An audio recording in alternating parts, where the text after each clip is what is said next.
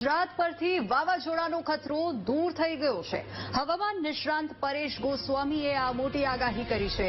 આજે સિસ્ટમ વધુ મજબૂત બની છે। પરેશ ગોસ્વામીએ નિવેદન આપ્યું છે ઉત્તર પૂર્વ દિશા તરફ સિસ્ટમ આગળ વધી રહી છે, જેનાથી ગુજરાત પરથી ખતરો ટળી ગયો છે।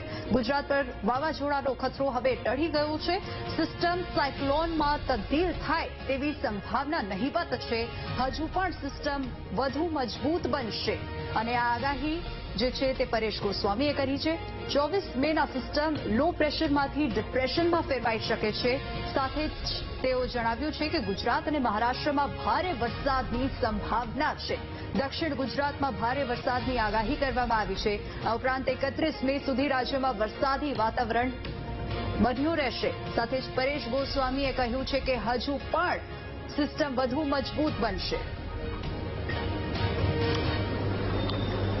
છેલ્લા 5-7 દિવસથી અરબ સાગરની અંદર એક સિસ્ટમ બની હતી। આ સિસ્ટમ છે સૌપ્રથમ સાયક્લોનિક સર્ક્યુલેશન બની, ત્યારબાદ 21 મે 2025 ના લો પ્રેશર બની। આજે થોડીક વધારે મજબૂત થઈને એ મજબૂત લો પ્રેશર બની ચૂક્યું છે। જો કે આ સિસ્ટમ છે દરિયાકાંઠાથી ખૂબ નજીક હતી, એટલે એની મૂવમેન્ટ છે એ પણ ખૂબ ધીમી હતી। પણ એક આપણે ડર હતો કે આ સિસ્ટમ છે જો ઉત્તર પશ્ચિમ દિશામાં મૂવમેન્ટ કરે, થોડી પણ આ પશ્ચિમ દિશામાં મૂવમેન્ટ કરે તો એમાં સાયક્લોન બનવાની સંભાવનાઓ હતી। પણ આ સિસ્ટમ છે એ આજે મોડી રાતથી એમાં મૂવમેન્ટ થવાનું ચાલુ થયું છે અને અત્યારે એની મૂવમેન્ટ છે એ ઉત્તર પૂર્વ દિશા તરફ છે, એટલે કે પશ્ચિમ દિશા તરફ મૂવમેન્ટ નથી। એટલે સાયક્લોનના ખતરામાંથી ક્યાંય ને ક્યાંય હવે આપણે બચી જશું। જો કે હવે આ સિસ્ટમ છે એ સતત ઉત્તર પૂર્વ દિશા ઉપર મૂવમેન્ટ કરવાની છે, જેથી કરીને આપણે હવે સાયક્લોન બને તેવી સંભાવનાઓ ખૂબ નહીવત છે। એટલે સાયક્લોનના ખતરામાંથી ચોક્કસથી આપણે બચી જશું, પણ આ સિસ્ટમ છે એ વધુને વધુ હજી મજબૂત થાય તેવી શક્યતાઓ છે। તો આ તરફ રાજ્યમાં આગામી 5 દિવસ વરસાદની આગાહી કરવામાં આવી છે। ભારે પવન સાથે વરસાદની હવામાન વિભાગે આગાહી કરી છે। તો દક્ષિણ ગુજરાત અને સૌરાષ્ટ્રના કેટલાક ભાગોમાં ભારે વરસાદની આગાહી કરવામાં આવી છે। 50 થી 60 કિલોમીટરની ઝડપે પવન ફૂંકાશે। અરબી સમુદ્રમાં હાલ વોલમાર્ક લો પ્રેશર સિસ્ટમ સક્રિય થઈ છે। આગામી 24 કલાકમાં આ સિસ્ટમ ડિપ્રેશનમાં પરિવર્તિત થશે। માછીમારોને આગામી 5 દિવસ દરિયો ન ખેડવા સૂચના આપવામાં આવી છે। સૌરાષ્ટ્ર, દક્ષિણ ગુજરાતમાં વરસાદને લઈને ઓરેન્જ એલર્ટ જાહેર કરવામાં આવ્યું છે। ઉત્તર મધ્ય ગુજરાત અને કચ્છમાં ઓરેન્જ એલર્ટ આપવામાં આવ્યું છે। તો આગામી 5 દિવસ રાજ્યમાં વરસાદી સિસ્ટમ રહેશે।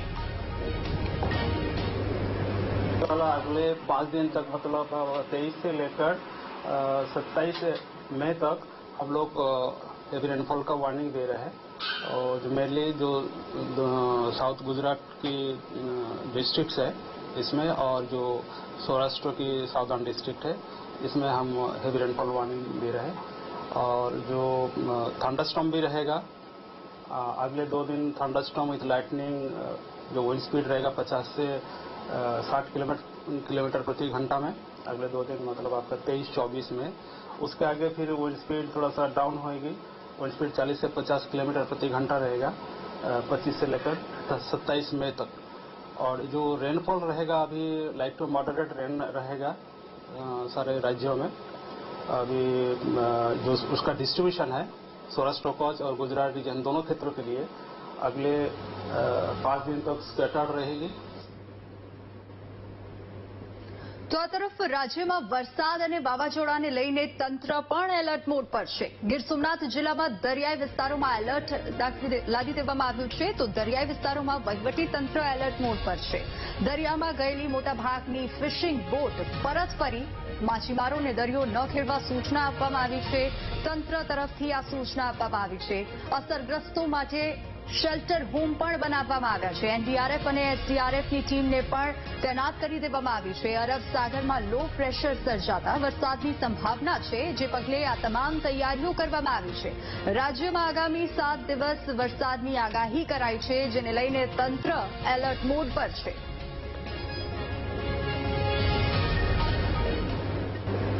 સમુદ્રમાં એક ડિપ્રેશન ડેવલપ થઈ રહ્યું છે અને આજથી આગામી 7 દિવસ સુધી આપણને જે Indian metrology department, IMD department છે હવામાન ખાતું, એના દ્વારા આગામી 7 દિવસ સુધી આગાહી આપણને આપવામાં આવી છે। આના ભાગરૂપે આપણે તમામ માછીમારો જે દરિયામાં ગયા છે તેને પરત બોલાવવાની કામગીરી ચાલુ થઈ ગઈ છે। અત્યારે દરિયામાં લગભગ 600 ઉપરાંત માછીમારોની બોટો આપણી ગયેલી હતી. મોટાભાગની પરત આવી ગઈ હતી સિંદૂર ઓપરેશન સિંદૂરના કારણે, પરંતુ ત્યારબાદ અમુક પાછી ગયેલી છે તે પરત બોલાવવાની કામગીરી ચાલુ છે. આપણા તમામ જે સાયક્લોન શેલ્ટર્સ છે, આપણા કુલ 41 વિલેજીસ કોસ્ટલ વિલેજીસ છે અને એમાં આપણે 29 સાયક્લોન સેન્ટર્સ છે. તમામ અત્યારે રેડી ટુ યુઝ છે. કોઈ પણ આપત્તિજનક પરિસ્થિતિ હશે તો આ સેન્ટરમાં લોકોને આપણે શિફ્ટ કરીશું. સમાચાર સુરતથી મળી રહ્યા છે. સુરતના ઓલપાડમાં ભારે પવન સાથે આવેલા વરસાદના કારણે કામરેજથી નેત્રંગના રસ્તા પર મસમોટું વૃક્ષ ધરાશાયી થયું. આ મહાકાય વૃક્ષ કાર પર પડતા કારમાં નુકસાન થયું છે. ઉપરાંત વૃક્ષ ધરાશાયી થવાથી વાહન ચાલકો માટે રસ્તો બંધ થયો છે. ફાયર વિભાગની ટીમે વૃક્ષ કાપીને રસ્તો ખુલ્લો કરવાની કામગીરી પણ શરૂ કરી દીધી છે. બીજી તરફ મૂળદ ગામ પાસે વીજ વાયરમાં ફોલ્ટ સર્જાયો હતો. તેમજ પ્રભુનગર વિસ્તારમાં ભારે પવનને કારણે લગ્ન મંડપ ઉડી ગયો હતો.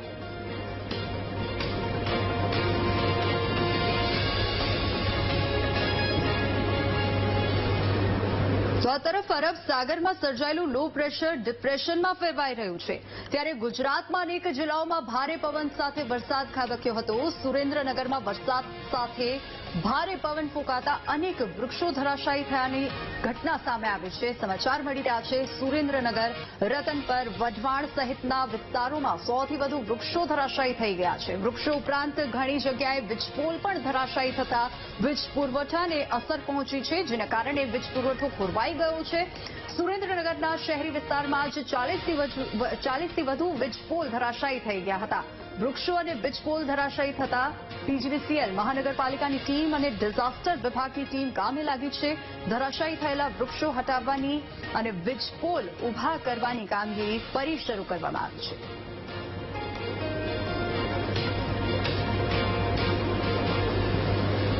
વાત કરીએ તો રાજ્યમાં આગામી 7 દિવસ સુધી કમોસમી વરસાદની આગાહી હવામાન વિભાગે કરી છે.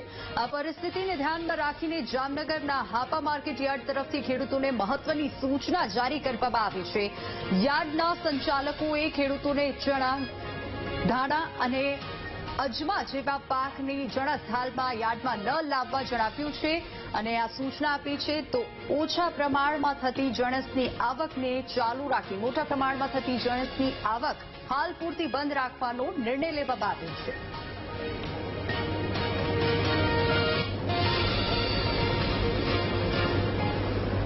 હવામાન ખાતાની માવઠાની વરસાદની આગાહીના પગલે જામનગરના આપા માર્કેટિંગ યાર્ડમાં વિશાળ જથ્થામાં આવતી જણસો, ચણા, ધાણા, અજમો અને ઘઉંની આવકો સદંતર 2 દિવસ પહેલાથી જ બંધ કરી દેવામાં આવેલ છે.